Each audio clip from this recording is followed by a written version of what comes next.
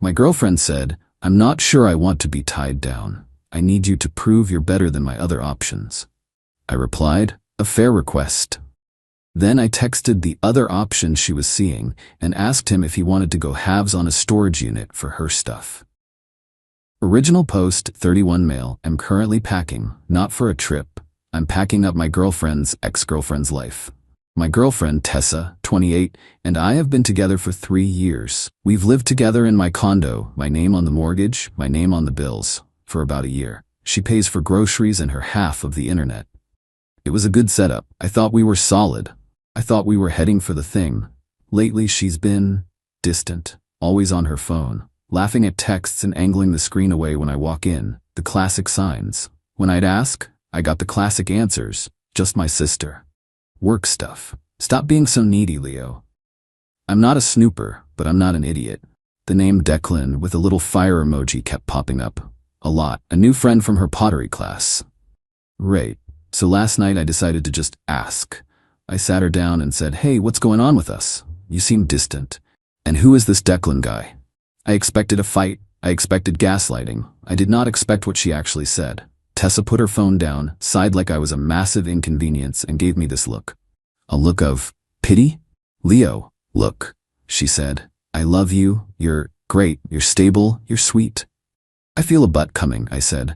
"It's just, I'm 28. This is my prime. Am I really supposed to just settle, be tied down?" I just stared. "Settle? We've been building a life. We've been comfortable," she corrected. "And Declan, he's just an option. He's exciting, he's spontaneous, he makes me feel, I don't know." I felt my stomach turn into a block of ice. "An option? Don't get all wounded," she snapped. "This is just how modern dating is. It's a marketplace, Leo, and I'm not sure I want to be tied down to the first good offer. I need you to, I don't know, compete, prove you're better than my other options." She said this, to my face, in my home. While eating the dinner I cooked. The sheer breathtaking arrogance of it, to demote me from partner to contestant in The Bachelorette, Tessa's prime. I looked at her stupid, self-satisfied little smile, and all the love, all the warmth just switched off. It was a click, like a breaker flipping. I smiled back, a nice, calm smile. "You're right," I said. "That's a completely fair request. A person should always know their worth on the open market. You need to see what's out there. You should have time to think." Her smile widened. She thought she'd won. "Really? You're not mad?" "Mad? No. I'm just impressed by your honesty. You should go. Take some time. Go, be with Declan. Test drive the exciting option. I'll be here." She practically beamed. "Wow, Leo, you're being so mature about this. This is why I love you." "Okay, I will. I'll go stay with my sister for a few days, clear my head." She grabbed her purse, kissed my cheek. "Don't wait up," and she left. I waited 10 minutes. Then I went to her iPad, which she left behind, logged into her messages. Found Declan's number in her texts. I composed a message. "Hey Declan, this is Leo, Tessa's, apparently stable option. Look, she just told me she's exploring her options and doesn't want to be tied down. She's on her way to stay with her sister, which I'm guessing means she's on her way to you. I'm not interested in competing. I'm packing her stuff. She's got a lot of crap, like a lot, including a giant, obnoxious neon sign that says The Good Life. I'm putting it all in a 10 by 10 storage unit. First month is $180. You seem to be option B. Want to go halves? $90 each." I hit send. My hand was shaking. 3 minutes later, my phone buzzed. "Declan. Is this a joke?" "Nope. She told me I need to prove I'm better than you. I'm declining the challenge. I'm just the guy who lives in the condo she's about to be locked out of. She told me you were just a roommate she was trying to get rid of. A sad exes who wouldn't leave." Ouch. Well, this sad ex is packing her 14 pairs of identical black boots. So you in on the storage unit, or am I paying the full $180? She's really, wow, yeah, whatever, $90. Venmo? I'll drop a T in the mail for you.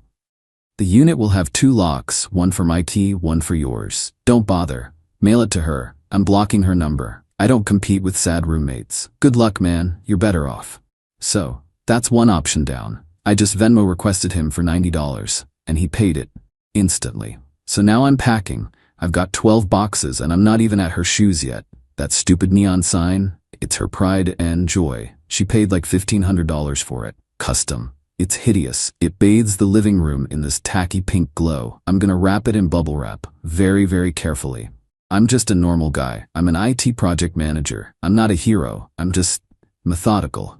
I've already booked the storage unit online. I've got the locksmith scheduled for 8 a.m. tomorrow. She thinks she has a stable option to fall back on. She's about to find out her options have just been liquidated. Update 1 week later. This has escalated. The entitlement is frankly astounding. Thanks for the support. It's been wild. The return. Tessa came back 2 days after my original post. Not in a few days. 2. Guess her sister's place wasn't as welcoming as she thought. Or maybe Declan, true to his word, ghosted her. I was at my computer when I heard her teeth scrape and fail. Scrape, scrape, jiggle. Then the pounding. Leo, what's wrong with the door? Open up. I took a deep breath, walked over and opened it. I didn't use the chain. I just opened it. She was standing there, suitcase in hand, looking confused and annoyed. Tessa, what's wrong with the lock? My key isn't working. I know, I changed them. Her face went blank. You, what? Why? Tessa, you told me to compete. I declined the offer. The competition is over. You're disqualified. You don't live here anymore. Tessa, you can't be serious. Leo, stop joking. I need to pee. She tried to push past me. I didn't move. I'm not joking. This is my condo. You're not on the mortgage. You're a guest who was asked to leave. Her face crumpled, but not in a sad way, in an angry, how dare you way. Tessa, you're evicting me? Over a conversation? I was just being honest. And I'm being honest now. We're done. Your stuff is safe. My stuff? Where is my stuff? My clothes? My sign?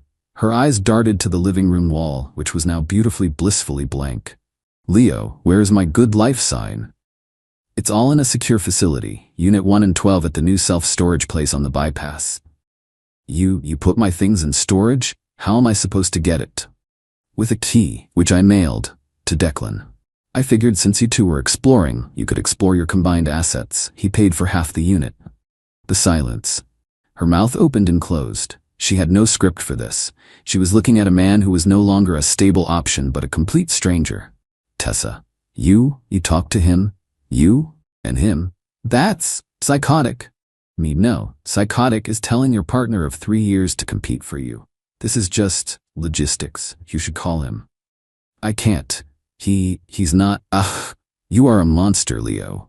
A monster. Okay, you need to leave my doorstep. I closed the door. The screaming that followed was impressive. But that's not the escalation. Oh no, the dirty trick, no social media work, just as requested. The next day I get a knock. I look through the peephole. It's Tessa, and a man I've never seen. Big guy, expensive polo shirt, looks like he owns a car dealership. I open the door. Leo? I'm Roger, Tessa's father. Hello, Roger. My daughter tells me you've illegally evicted her and are holding her property hostage. I'm here to get her things, and I'm here to tell you that you've made a very, very, very big mistake. He was trying to do the intimidating dad thing. It wasn't working. Hello, Roger? Your daughter is not a tenant. She's not on the mortgage or any utilities. She was a guest. She was asked to leave. Her property is not hostage. It's in a secure storage unit that I paid for to keep it safe. Tell him, Daddy. He's stealing my sign. It's worth $1,500. Look, kid. I don't know what games you're playing, but I'm a partner in a multi-state construction firm. I know building codes. I know landlords. I'd hate to have to notice a few things about this building. A few violations. Get your landlord involved. Get the city involved. It could get very expensive for you. This was the new play. Not social media. Extortion. Roger, are you threatening to file fraudulent complaints against my building to the city unless I submit to your daughter's demands? I'm just a concerned citizen, Leo. This balcony looks a little wobbly, doesn't it? Just let her in. Let her get her stuff. We'll be gone. Easy. I smiled. No. Roger's face tightened. No? No. Her stuff is at the storage unit. The unit is paid for 30 days. She can get it anytime. As for this building, it passed inspection 6 months ago when I refinanced. My landlord is a personal friend, so please, file your anonymous complaint. I'd love to have it on record. Now get off my property. Roger looked like he was going to explode. He was so used to bullying his way through life. Tessa, Daddy, don't let him talk to you like that. You will regret this, son. You have no idea. They stormed off. 20 minutes later, I got a text from Declan. Declan, holy hell. Her dad just called me, threatened to ruin my credit. What is wrong with these people? I'm dropping the key in the mail to her. I'm done. Don't contact me again. Me, thanks for the heads up. Good luck. So that's where I am, waiting for the anonymous building inspector to show up. Tessa is now keyless and optionless. I'm just exhausted, but also weirdly calm. This isn't even about the betrayal anymore. It's about a simple logical procedure. She wanted to be a free agent. I just processed her release. Final update. 3 weeks later. It's over. Finally. The last few weeks have been a masterclass in entitled panicked escalation, but I just stuck to the plan. I'm a project manager. I manage chaos. This was just another project. The dirty trick fallout. Roger made good on his threat. I got a call from my landlord, Jim, who is not really a personal friend, but we're cordial. He was not happy. Jim, Leo, I got a flurry of complaints filed with the city. Anonymous, unsafe decking, improper electrical load, potential plumbing leaks. I've got an inspector coming Thursday. What the hell did you do?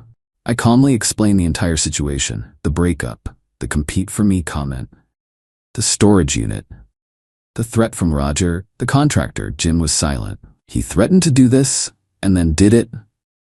Me, yep, because I wouldn't let his daughter, who is not on the lease, back into my condo after she told me she was seeing other people. Okay, I'll be there for the inspection. This is harassment. I'll deal with this. The inspector came. He was a grumpy, overworked guy who looked like he'd seen it all. He walked through, checked the balcony. It's concrete, it's fine. Looked at the breaker box. Inspector. Everything's to code. This is new construction. What a waste of my time. Who filed this? We believe it was a vexatious complaint, sir, from a contractor trying to harass my resident. The inspector just grunted, signed his form and left. Roger's grand power play? It failed, and it put him on the city's and my landlord's radar as a crank. The revenge, the police visit. This was the part I was waiting for. Last Tuesday. A knock. 2 police officers. Officer 1. Sir, are you Leo? Yes, officer. How can I help? Officer 2. We're here on a civil standby. A Miss Tessa Lofnum is here to retrieve her property. She says you've been holding it hostage and refusing her access. Tessa was on the curb, arms crossed, looking smug. She finally found the magic words. Officer, I'd be thrilled for her to retrieve her property. I'm not holding it hostage at all. It's not here. Sir, don't make this difficult. Where is it? It's at the storage facility name on the bypass, Unit 112. It is perfectly safe, secure, and I paid the first month's rent to ensure its safety. I handed him the rental agreement, shouting from the curb. He won't give me the key. He's stealing it. My neon sign is in there. It's worth $1,500. Officer, this is a delicate situation. She told me she was exploring her options with another man. So when I moved her things into storage, I gave that man the second key, a Mr. Declan. The first officer looked at his partner. I saw his lip twitch. He was trying not to laugh. Officer 2, sir, you gave the key to the other guy? I figured they were a new item and they could sort out their new joint assets. I've been informed by Miss Strum that he has since mailed that key to Miss, so she has the key, or at least it's in her possession. I have no key. I have no access. The property is, as far as I'm concerned, fully in her control. Officer. Ma'am, do you have the key Mr. Declan's mailed to you? That's not, he's supposed to just give it to me. He's playing games. To me. So to be clear, the property is safe. You are not preventing her access. She just needs to use the key she has. That's correct, officer. This is a breakup dispute, not a theft. I've done everything to protect her property. The cop sighed, walked back to Tessa. I couldn't hear everything, but I heard, this is a civil matter, ma'am, and we can't force him to help you move, and you need to use your key. They left. Her checkmate move failed. The final fallout. I've been left alone since the police visit. The campaign of entitlement just stopped. But I got one last piece of information. A text from a number I didn't recognize. It was Declan. Declan, hey, last time I swear. I mailed the key to her, certified mail. She refused to sign for it. It got sent back to me. Her dad, Roger, then called me again and threatened to report me to the IRS for my freelance work. So I did what any sane person would do. I drove to the storage unit. I used my key. I took one item out, the giant, hideous The Good Life neon sign. Then I left the key in the unlocked unit, called the storage company, told them I was relinquishing my access, and that the unit was now the sole problem of Leo. The sign is currently in my living room.